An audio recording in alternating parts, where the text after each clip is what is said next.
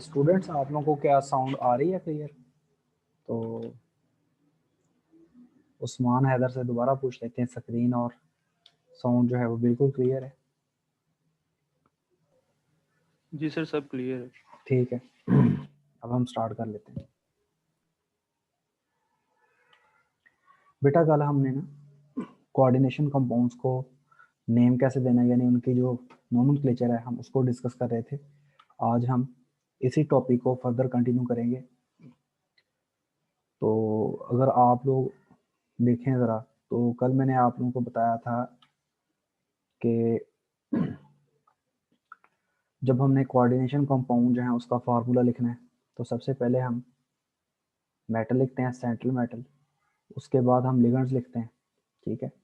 और फिर coordination sphere के अराउंड जो है स्क्वायर ब्रैकेट लगा देते हैं, और इसके ऊपर जो चार्ज होगा वो मेंशन कर देंगे।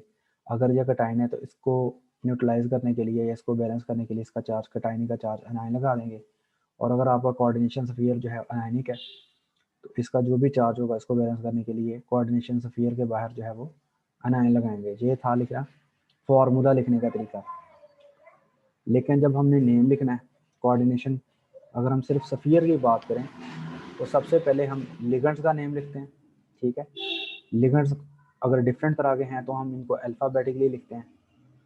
उसके बाद जो है हम सेंट्रल मेटल लिखते हैं, सेंट्रल मेटल का नेम, और सेंट्रल मेटल का जो चार्ज है उसको हम स्मॉल ब्रैकेट्स में रोमन लेटर के अंदर लिखते हैं, ठीक है। और जो कोऑर्डिनेशन सफ़ीर होता है उसको हम उसका नेम जो है एज अ यूनिट लिखते हैं, उसमें कोई स्पेस, कोई कोमा, कोई गैप वगैरह नहीं आता। अगर अगर कोई सब्सिट्यूएंट जो है एक से ज़्यादा दफ़ा है तो उसके साथ जो है हम अगर दो दफ़ा है तो डाई लगाते हैं, 3 दफ़ा है तो ट्राई लगाते हैं। तो ये हमने कुछ रूल्स पढ़े थे, ठीक है। मैंने आपको ये बताया था कि अगर कोऑर्डिनेशन सफ़ीयर जो है वो आपका न्यूट्रल है या कटाइनिक है तो मेटल का जो नेम है वैसा आ जाएगा। लेकिन अगर कोऑर्डिनेशन सफ़ीयर आपका अनायनिक है तो मेटल के नेम के एंड पे ATE एज अ सफिक्स जो है वो आएगा, ठीक है। तो आज हम जो है वो फर्दर देखते हैं। अब यहाँ लिखा हुआ है point of attachment in case unidentate ligand with more than one coordinating items, जिन्हें हमने एम्बीडेंटेड लिगेंड्स भी पढ़ा है। बेटा फॉर एग्जांपल हम यहाँ पर कह लेते हैं कि हमारे पास ये कॉम्प्लेक्स है। यहाँ हम लिख लेते हैं कि से हमारे पास है NH4 thrice Cr S Cn 6 coordination sphere enclose. अब आपको मैंने बताया था SCN में 2 डोनर एटम है। या तो डोनर एटम जो है वो आपका सल्फर हो सकता है, या आपका डोनर एटम जो है वो नाइट्रोजन हो सकता है, ठीक है। यानी एक हम कह लेते हैं कि यहाँ पर जो है वो से सल्फर जो है वो क्रोमियम के साथ जुड़ा हुआ है। एक हम एक और इसी तरह का मिलता जुलता एक कोऑर्डिनेशन कंपाउंड लिखते हैं NH4 थ्राइस Cr। यहाँ पर हम जो है NCS कर लेते हैं, NCS, ठीक है। और इनकी तादाद कितनी है, ये भी 6 है। यहाँ पर देखें, यहाँ पर जो है सल्फर क्रोमियम के साथ डेंटेशन कर रही है, यहाँ पर जो है नाइट्रोजन क्रोमियम के साथ डेंटेशन कर रही है। एक वक्त में या तो नाइट्रोजन ने करना है या सल्फर ने करना है, ठीक है। तो ऐसे लिगेंड जिनमें एक से ज़्यादा डोनर एटम हो, लेकिन एक टाइम पे एक ही जो डोनर एटम है वो मेटल के साथ डेंटेशन शो करे, ऐसे लिगेंड्स को हम एम्बीडेंटेड लिगेंड्स कहते हैं, ठीक है। तो इस सूरत में हमने कंपाउंड को नाम कैसे देना है, इसको नाम देने के दो मेथड्स हैं।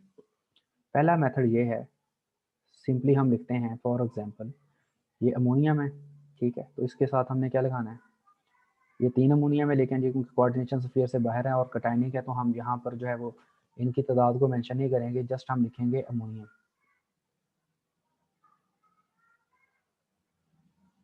इसके बाद बेटा ये हमारे पास जो SCN है, इसका नाम है थायोसानेटो। ये देखें थायोसानेटो। अगर जो है सल्फर क्रोमियम के साथ डेंटेशन कर रहा है तो इसका नाम है थायोसानेटो। और अगर जो है वो नाइट्रोजन क्रोमियम के साथ डेंटेशन कर रहा है, इसका नाम होगा आइसोथायोसानेटो। ये देखें आइसोथायोसानेटो। अगर नाइट्रोजन लिंक, तो इसका हम कैसे नाम लिखेंगे, कितनी तादाद है इनकी, 6 है, तो इसको लिखेंगे हेक्सा, ठीक है। ये वाला लेटर जो है वो स्मॉल आना है, हेक्सा थायो साइनेटो, ठीक है, हेक्सा थायोसाइनेटो। और साथ क्या आना है, ये कोऑर्डिनेशन सफीयर आपका अनायनिक है, तो हम लिखेंगे क्रोमेट।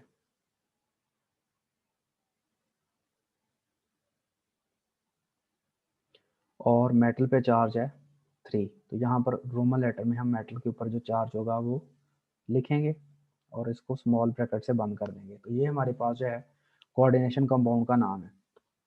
हमने क्या लिखा है, हेक्सा थायोसानेटो। और अगर हम इसका नाम लिखें तो इसका नाम कैसे होगा, इसको लिखेंगे पहले नंबर पे अमोनियम,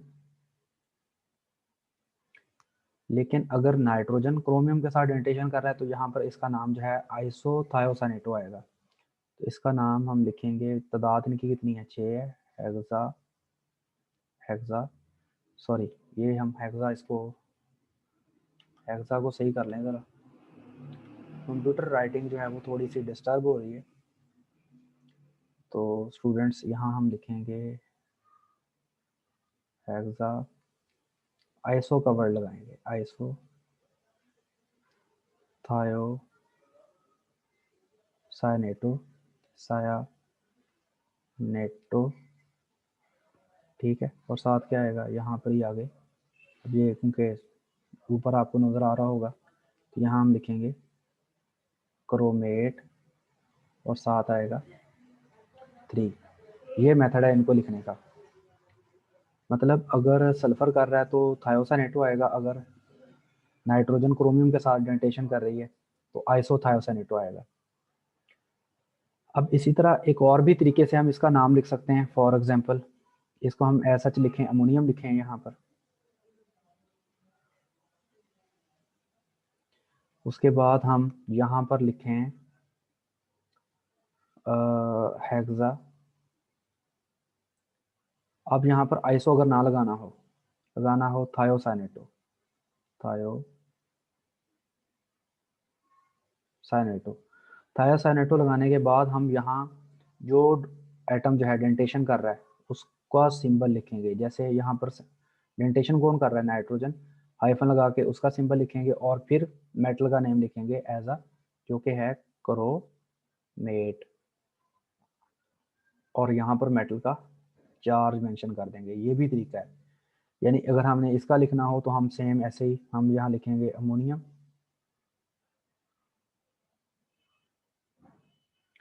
लिखें हेक्सा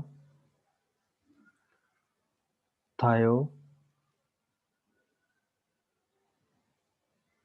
साइनेटो।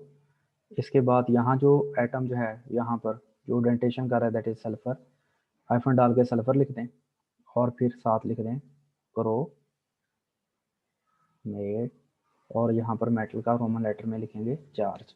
ये मेथड्स हैं, ठीक है।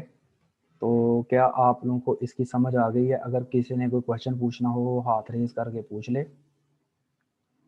हैंड रेज करके। उस्मान से पूछ लेते हैं कि क्लियर है।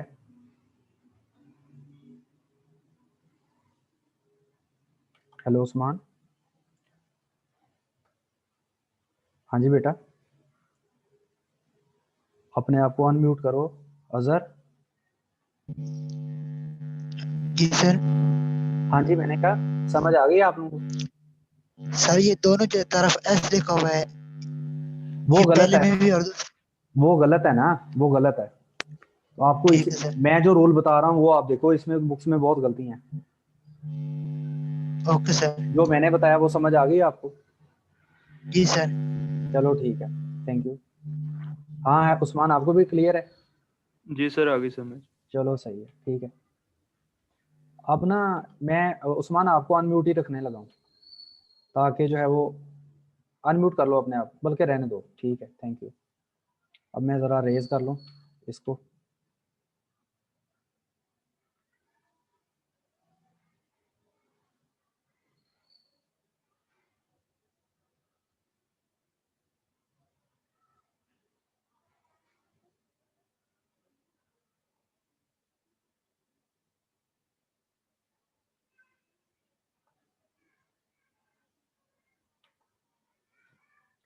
स्टूडेंट्स, जैसे अगर आप इसमें देखें, इस कंपाउंड का उन्होंने नाम कैसे लिखा है?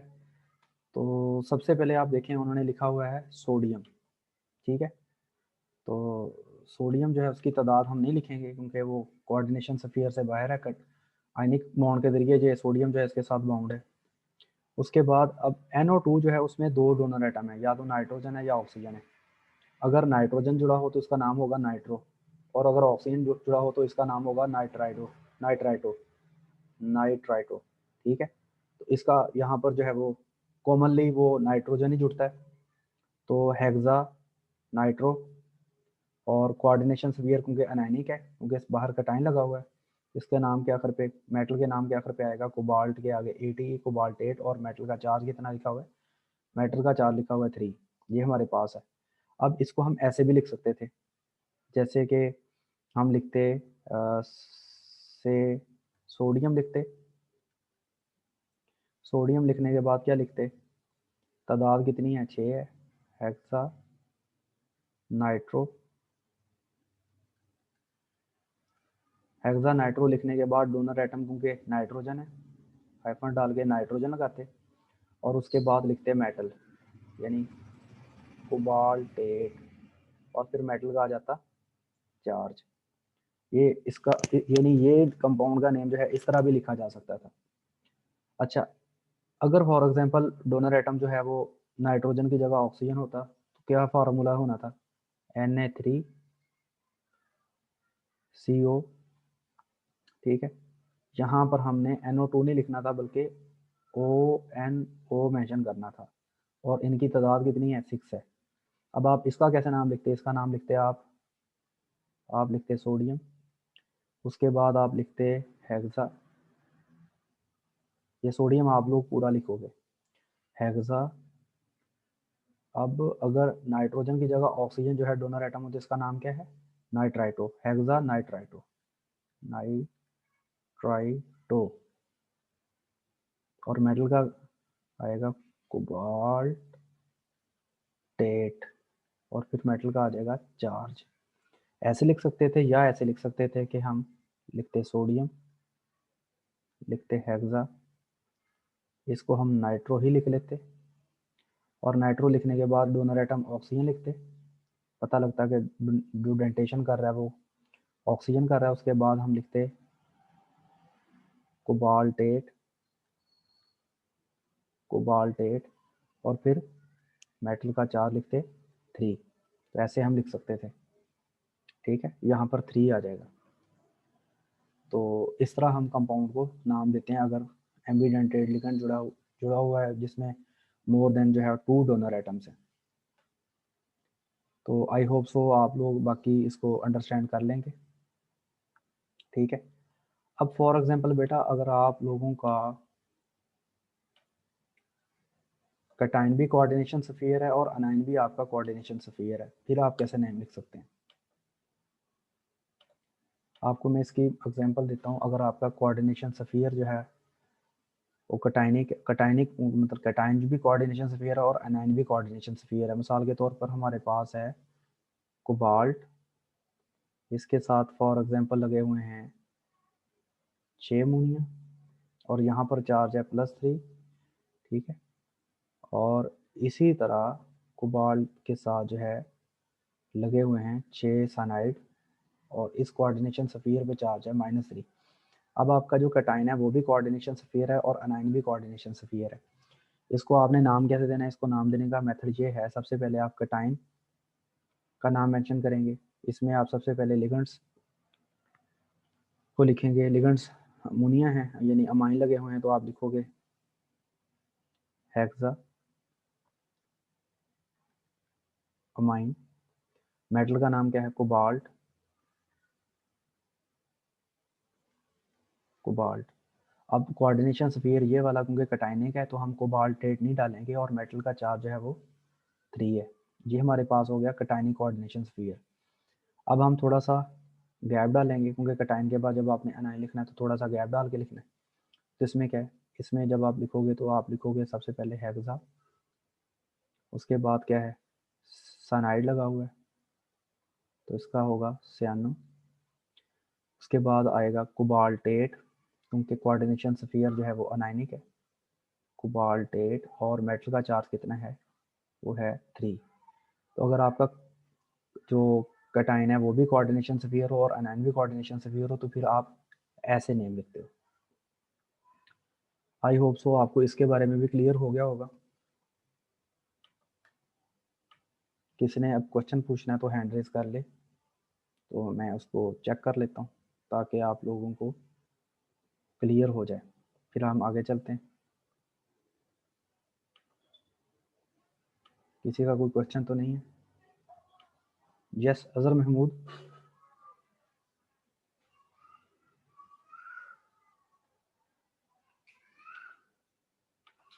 ठीक है जी, क्वेश्चन नहीं है मेरा ख्याल है। अब इसके बाद उन्होंने लिखा है ब्रिजिंग ग्रुप्स। अब बेटा अगर जो लिगेंड है, अगर आपके कोऑर्डिनेशन कंपाउंड के अंदर, ये हमारे पास एक कोऑर्डिनेशन कॉम्प्लेक्स है, कोऑर्डिनेशन कंपाउंड है, ठीक है। इसमें कितनी मेटल्स हैं? इसमें ये भी मेटल है और ये भी मेटल है। अगर मोर देन 2 मेटल्स हों तो उसे पॉली न्यूक्लियर कॉम्प्लेक्स कहते हैं। तो ये हमारे पास जो है पॉली न्यूक्लियर कॉम्प्लेक्स है। अगर आप इस कॉम्प्लेक्स में देखें, यहाँ पर भी 2 मेटल्स हैं, सेंट्रल मेटल आयरन यहाँ पर भी है, यहाँ पर भी है। अब यहाँ पर आप देखें इस वाले में भी क्या है? 2 मेटल्स हैं, एक ये कोबाल्ट है, एक ये कोबाल्ट है। यहाँ पर भी क्या है? यहाँ पर भी 2 मेटल्स हैं, एक यहाँ प्लाटिनम है, एक यहाँ प्लाटिनम है। तो अगर कोऑर्डिनेशन कंपाउंड में या कोऑर्डिनेशन स्फीयर में 2 मेटल्स हों तो उसे बाई न्यूक्लियर कॉम्प्लेक्स कहते हैं। न्यूक्लियर मीन मेटल, ठीक है। यहाँ पर जो न्यूक्लियर वर्ड होगा इसका मीनिंग होगा मेटल के लिए। अगर आप इसमें अब देखें ना, फॉर एग्जांपल अगर आप इस कॉम्प्लेक्स में देखें तो यहाँ पर आपको हाइड्रोक्साइड आयन जो है वो एज अ लिगेंड नजर आ रहा है। अब जो हाइड्रोक्साइड आयन है वो एक मेटल के साथ लिंक नहीं कर रहा, बल्कि हाइड्रोक्साइड आयन इस क्रोमियम के साथ भी लिंक कर रहा है, इस क्रोमियम के साथ भी लिंक कर रहा है। तो ऐसा लिगेंड जो 2 मेटल के साथ जुड़ा हो, अगर कोऑर्डिनेशन स्फीयर में 2 मेटल्स हैं और ऐसा लिगेंड जो 2 मेटल के साथ जुड़ा हो, ऐसे हम लिगेंड को ब्रिजिंग लिगेंड कहते हैं, ठीक है। तो इसी तरह यहाँ पर आप देखें इस कॉम्प्लेक्स में 3 कार्बन मोनोऑक्साइड है, ठीक है। और वो 3 कार्बन मोनोऑक्साइड इस आयरन के साथ भी हैं, इस आयरन के साथ भी हैं। तो ये वाले जो लिगेंड्स हैं जो 2 मेटल को आपस में लिंक कर रहे हैं या 2 मेटल के साथ जुड़े हुए हैं, ऐसे लिगेंड्स को हम ब्रिजिंग लिगेंड्स कहते हैं। अगर आप इस कॉम्प्लेक्स में देखें, यहाँ पर आपको कोबाल्ट के साथ जो है और इस कोबाल्ट के साथ एक हाइड्रोक्साइड आयन लगा हुआ नजर आ रहा है। अब ये वाला हाइड्रोक्साइड आयन इस कोबाल्ट के साथ भी लिंक्ड है, इस कोबाल्ट के साथ भी लिंक्ड है, ये वाला लिगेंड है, ठीक है। ऐसा लिगेंड जो 2 मेटल के साथ लिंक्ड हो उसे हम क्या कहते हैं? Bridging ligand. यहाँ पर ये जो अमाइडो है ये भी ब्रिजिंग लिगेंड है, और हाइड्रोक्सो जो है ये भी ब्रिजिंग लिगेंड है। अब जिस कंपाउंड के अंदर ब्रिजिंग लिगेंड्स आ जाए हमने उनको नेम कैसे देना है, अब हम उसको पढ़ते हैं। तो एक मिनट ज़रा। सबसे पहले बेटा आपने ये याद रखना है कि सबसे पहले आप ब्रिजिंग लिगेंड्स हैं उनका नाम लिखेंगे। जब आपने कोऑर्डिनेशन स्फीयर का नाम देना शुरू करना है, कोऑर्डिनेशन स्फीयर का नाम लिखना शुरू करना है, तो सबसे पहले आप जो है वो सबसे पहले आप वैसे कोऑर्डिनेशन स्फीयर का नाम लिखते वक्त लिगेंड्स लिखते हैं, लेकिन अगर ब्रिजिंग लिगेंड आ जाए तो फिर आप सबसे पहले ब्रिजिंग लिगेंड को लिखेंगे, और ब्रिजिंग लिगेंड के लिए आप सिंबल यूज़ करोगे म्यू का। यहाँ पर सबसे पहले आप हाइड्रोक्सो लिखोगे, ठीक है, लेकिन सबसे पहले आप लिखोगे म्यू। म्यू का मतलब होगा कि ये ब्रिजिंग लिगेंड है। अब इसको लिखने के बाद आप हाइफन डालोगे और लिखोगे हाइड्रोक्सो, ठीक है, म्यू हाइड्रोक्सो। अब इसके बाद देखें ये वाला जो इतना पार्ट है और ये वाला जो इतना पार्ट है ये एक ही कॉम्प्लेक्स में सेम है। यहाँ पर भी आयरन जो है सॉरी क्रोमियम के साथ 5 अमाइनो ग्रुप लगे हुए हैं, अमोनिया लगे हुए हैं। यहाँ पर भी क्रोमियम के साथ 5 अमोनिया लगे हुए हैं। तो इसके लिए फिर हम लिखेंगे वर्ड बिस। बिस का मतलब है कि ये वाला जो इतना पार्ट है ये 2 दफ़ा रिपीट हो रहा है। और 20 को लिखने के बाद अब हम यहाँ पर क्या लिखेंगे, एक पार्ट का नाम लिखेंगे, मतलब 20 लिखेंगे एक दफ़ा, लेकिन वो 20 बाहर लिख दिया, इसका मतलब है कि टू टाइम्स है। यहाँ पर क्या लिखेंगे, कितने अमोनिया 5 है, तो इसका यहाँ आएगा पेंटा 5 के लिए, और अमोनिया का स्पेशल नेम है अमाइन, पेंटा अमाइन, पेंटा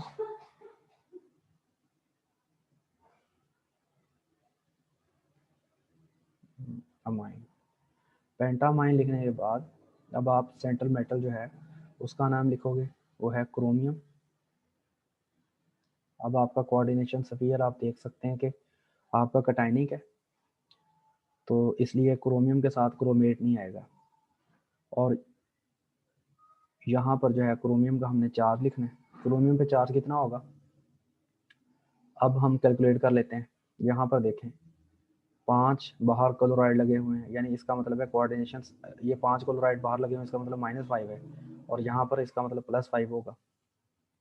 अब +5 में से एक हाइड्रोक्साइड है अंदर, इसका मतलब है टोटल जो प्लस चार्ज है वो 6 है, ठीक है, क्योंकि एक ये हाइड्रोक्साइड आइन माइनस है, 5 ये क्लोराइड आइन जो है वो माइनस के हैं, नेगेटिव आइंस हैं, 5 ये क्लोराइड और छठा ये, यानी टोटल जो नेगेटिव चार्ज है वो 6 है, तो +6 होगा ताकि टोटल जो कंपाउंड है वो न्यूट्रल हो।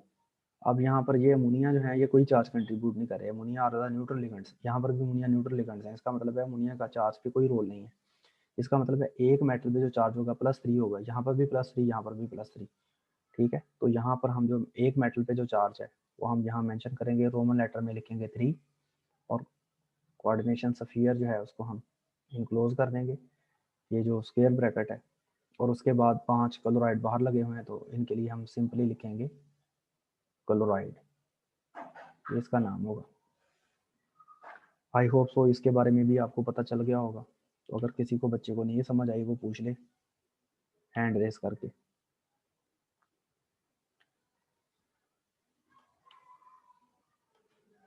तो किसी स्टूडेंट से पूछ लेते हैं, उस्मान से पूछ लेते हैं कि क्लियर हो गया कि भी नहीं हुआ।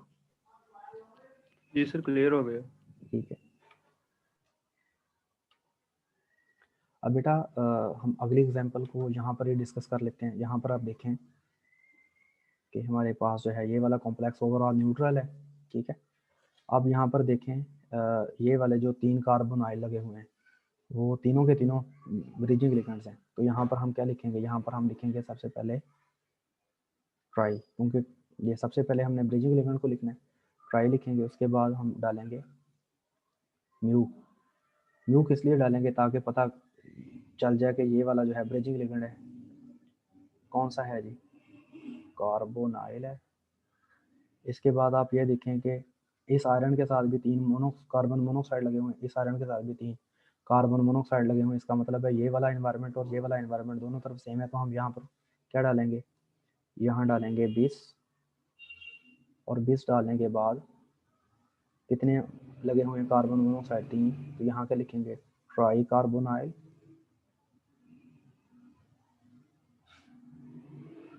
ट्राई कार्बोनाइल लिखने के बाद यहाँ पर वो नहीं आना, ब्रैकेट नहीं आनी। ट्राई कार्बोनाइल लिखने के बाद आयरन है तो यहाँ लिखेंगे आयरन,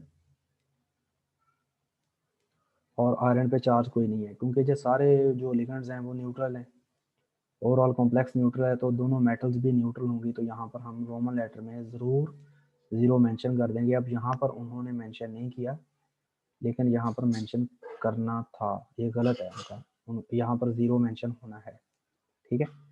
अगर आप अब इस कंपाउंड को देखें तो इस कंपाउंड को आप कैसे नाम देंगे, यहाँ पर देखें 2 तरह के ब्रिजिंग लिगेंड्स हैं, हाइड्रोक्सो भी है, अमाइडो भी है। अब जारी बात है अगर ब्रिजिंग, सबसे पहले हमने ब्रिजिंग लिगेंड्स लिखने हैं तो ब्रिजिंग लिगेंड्स में हम अल्फ़ाबेटिकली लिखेंगे, पहले अमाइडो लिखेंगे क्योंकि ए से है, हाइड्रोक्सो लिखेंगे बाद में क्योंकि ये एच से शुरू होता है, पहले ए से अमाइडो। सबसे पहले हम लिखेंगे म्यू, ठीक है, उसके बाद लिखेंगे अमाइडो, इसके बाद फिर म्यू लिखेंगे और फिर लिखेंगे हाइड्रोक्सो। अब इसके बाद यहाँ देखें इधर वाला एनवायरनमेंट और इधर वाला एनवायरनमेंट सेम है तो हम यहाँ करके मेंशन करेंगे 20। उसके बाद कितने कार अमोनिया लगे हुए हैं 4, इसका लिखेंगे टेट्रा AMM यानी अमाइन। इसके बाद लिखेंगे कोबाल्ट, कोबाल्ट जो है उस पर चार्ज मेंशन करेंगे, कोबाल्टेड इसलिए नहीं आएगा क्योंकि कोऑर्डिनेशन स्फीयर आपका कटायनिक है। अब यहाँ पर नाइट्रेट लगे हुए हैं 4, जिसका मतलब है बाहर चार्ज -4 है तो इस कॉम्प्लेक्स का चार्ज +4 होगा। ये न्यूट्रल है, ये भी न्यूट्रल है, ये चार्ज कंट्रीब्यूट नहीं कर रहे, इसकी वजह से चार्ज -1, इसकी वजह से चार्ज -1 -2।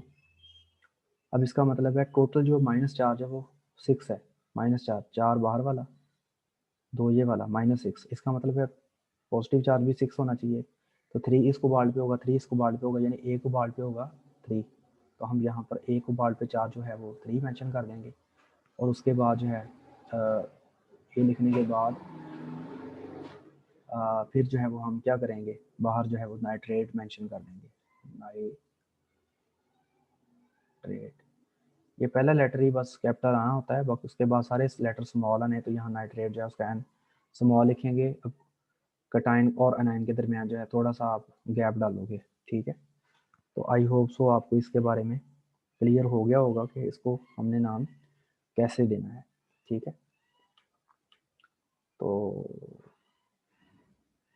अब अगर जो है 1 मिनट, अजहर महमूद कोई हैंड रेज कर रहा है,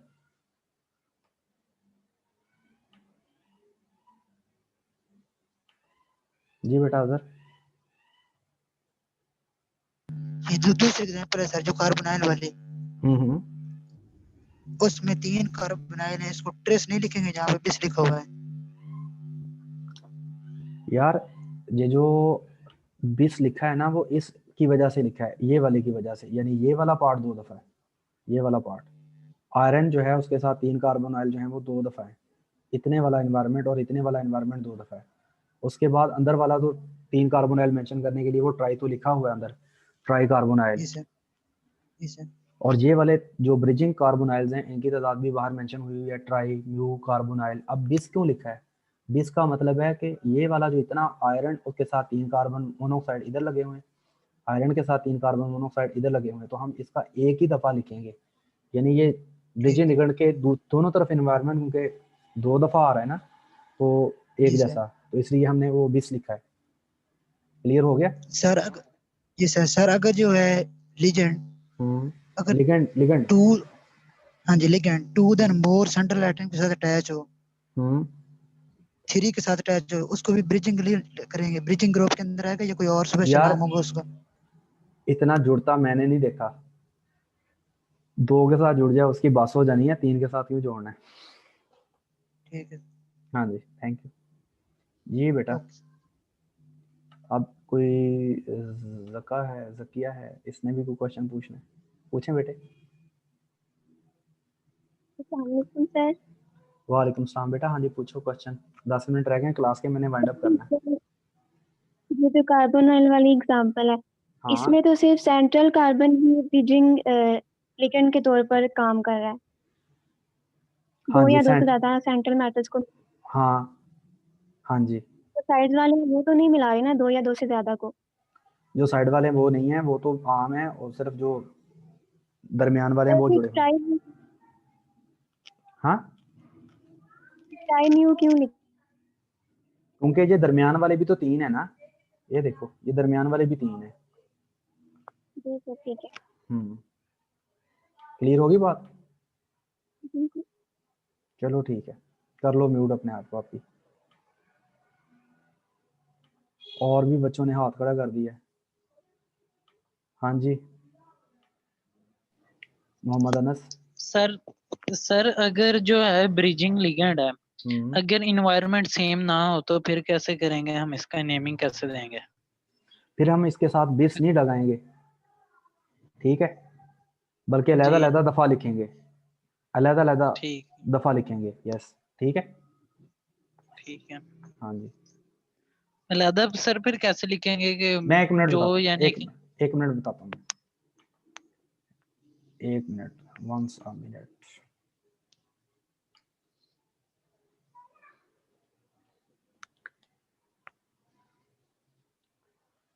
अब लेट फॉर एग्जांपल, अब वो कहता है कि यहाँ पर हमारे पास जो है वो आयरन की बजाय हम कहते हैं, कोबाल्ट की बजाय कोई और है, जैसे हम कहते हैं कि क्रोमियम है, ठीक है, तो हम इसका नाम कैसे लिखेंगे? सॉरी 1 मिनट, इसको हम नहीं लेते, ये ज़्यादा कॉम्प्लिकेटेड हो जाएगा, ऊपर वाले को ले लेते हैं। 1 मिनट, इस वाले को ले लेते हैं, जो हमारा वेरी फर्स्ट वाला था। इसमें हम कहते हैं कि यहाँ पर जो है वो कोबाल्ट है, ठीक है। अब हमने इसको नाम कैसे देना है? अब हमने नाम बेटा इसको ऐसे देना है कि सबसे पहले हमने लिखा म्यू हाइड्रोक्सो, ठीक है। उसके बाद हमने क्या लिखना है? अब देखें, यहाँ क्रोमियम है और यहाँ कोबाल्ट है। क्रोमियम किससे स्टार्ट होती है?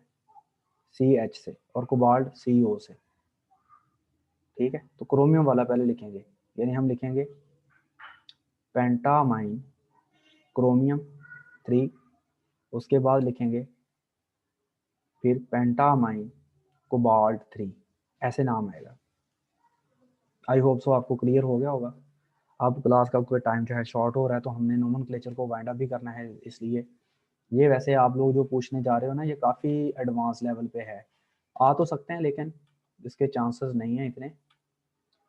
अब यहाँ पर उन्होंने ना कुछ लिगेंड्स के लिए लिखा हुआ है सिंबल्स, जैसे इथाइलिन डाइमीन के लिए सिंबल क्या है? EN है। पायरिडीन अगर हो उसके लिए सिंबल क्या है? PY है। पायरिडीन ये होती है, ये वाला जो है पायरिडीन है, इसके लिए हम जो है वो PY लिखते हैं। इथाइलिन डाइमीन टेट्राएसीटेट के लिए क्या है? EDT ये सिंबल है। डाई मिथाइल ग्लाई ऑक्सामेटो जो है उसके लिए DGM। और बाज़ दफ़ा वो लिखता है कि आपका जो कोऑर्डिनेशन कंपाउंड है वो ऑप्टिकली एक्टिव भी हो सकता है, यानी कि वो लीवो रोटेटरी या डेक्सो रोटेटरी। तो लीवो रोटेटरी या डेक्सो रोटेटरी को मेंशन करने के लिए हम लीवो रोटेटरी के लिए हम L यूज़ करते हैं, स्मॉल l, और डेक्सो रोटेटरी के लिए स्मॉल d यूज़ करते हैं। अगर इस तरह सिज या ट्रांस है तो हम सिज या ट्रांस शुरू में मेंशन करते हैं। मिसाल के तौर पर आपका ये कंपाउंड है ना, लेट ये हम कहते हैं कि ये लीवो रोटेटरी है, तो यहाँ पर हम सबसे पहले स्मॉल l लिखेंगे। अगर वो डेक्सो रोटेटरी है तो हम स्मॉल d लिखेंगे। अगर वो सिज है तो यहाँ पर हम नाम के शुरू में सिज डाल देते हैं। तो इस तरह हम जो है वो, अगर आपका कंपाउंड जो है वो सिज है या ट्रांस है, तो हम उसके नाम से पहले उसका जो है वो, जो भी उसका है ज्योमेट्री या जो भी उसकी आइसोमेरिज्म में उसकी टाइप बनती है, वो हम साथ उसको मेंशन कर देते हैं, ठीक है। और फिर वो कहता है लास्ट पे कि अगर कोऑर्डिनेशन कंपाउंड ये उसके साथ वाटर ऑफ क्रिस्टलाइजेशन जुड़ा हो, जैसे यहाँ पर उन्होंने मेंशन किया है कि ये हमारे पास कोई कोऑर्डिनेशन कंपाउंड, इसके साथ कितने, ये वाटर मालिक्यूल लगा हुआ है, एक वाटर मालिक्यूल, तो हम यहाँ लिखेंगे 1 वाटर मॉलिक्यूल। इसमें कितने वाटर मॉलिक्यूल लगे हुए हैं? 2, तो यहाँ हम लिखेंगे 2 वाटर मॉलिक्यूल, यानी हम उसका नाम लिखने के बाद 1 वाटर 2 वाटर इस तरह भी मेंशन करते हैं। अब आगे थोड़े बहुत उन्होंने रूल्स बताए हैं कि उन्होंने लिखा है कि हमने जब कोऑर्डिनेशन स्फीयर को लिखना है तो एज अ यूनिट लिखना है विदाउट एनी गैप। जैसे मैंने आपको पहले बताया ही है कि ये हमारे पास अगर हम इसको लिख रहे हैं तो हम बगैर इसको किसी गैप के हम एज अ यूनिट लिखेंगे, ठीक है, इसमें कोई गैप वगैरह नहीं आएगा। और वो फिर वो लास्ट पे एक दो रूल्स और बताता है, वो कहता है कि ना the there is a gap should be between cation and anion, कि कैटायन और एनाइन के दरमियान जो है वो गैप होना चाहिए, ठीक है। जैसे हमने देखा फॉर एग्जांपल, अगर आप इसी में देखें यहाँ पर ये वाला जो हमारे पास कॉम्प्लेक्स है, ठीक है, अब एक कोऑर्डिनेशन स्फीयर ये वाला, उसके बाद क्या लगा हुआ है? क्लोराइड लगा हुआ है, तो आपका कोऑर्डिनेशन स्फीयर कैटायनिक है, तो ये वाला लिखा उसने, ठीक है, जो भी उसका नाम। उसके बाद जो अनाइन है जो बाहर लगा हुआ है कोऑर्डिनेशन स्फीयर के, उसको उसने थोड़ा सा गैप डाल के लिखा है, ठीक है ना। इसी तरह यहाँ पर आप देखें ये वाला कॉम्प्लेक्स है, इसमें सोडियम बाहर है, सोडियम, और उसके बाद थोड़ा सा गैप डाल के उसने अनायनिक कोऑर्डिनेशन स्फीयर लिखा है। तो इस तरह कैटायन और अनायन के दरमियान थोड़ा सा गैप डालना है, लेकिन जो कोऑर्डिनेशन स्फीयर होगा उसमें बिना किसी गैप के सारा नाम जो है वो मेंशन करना है, ठीक है। तो आई होप सो आप लोगों को आज नोमेनक्लेचर के बारे में पता चल गया होगा। नोमेनक्लेचर का जो लेक्चर है वो 2 डेज़ में मुकम्मल हुआ है, तो आप इसकी प्रैक्टिस करिएगा। मैं आप लोगों को इसके जो क्वेश्चंस होंगे वो सेंड कर दूंगा, ठीक है। तो आप इसको प्रैक्टिस करके बताइएगा, अगर कोई प्रॉब्लम हुई तो मुझे व्हाट्सएप पे बता दीजिएगा, तो इंशाल्लाह आप लोगों को रिप्लाई आ जाएगा। अगर किसी का कोई क्वेश्चन है वो पूछ लें, क्योंकि 2 मिनट रह गए, तो वरना मैं क्लास को फिर एंड करने लगा हूँ। Anybody have a question? He or she may ask. I will reply. किसी का कोई क्वेश्चन नहीं है तो चलो जी, thank you very much, class ended.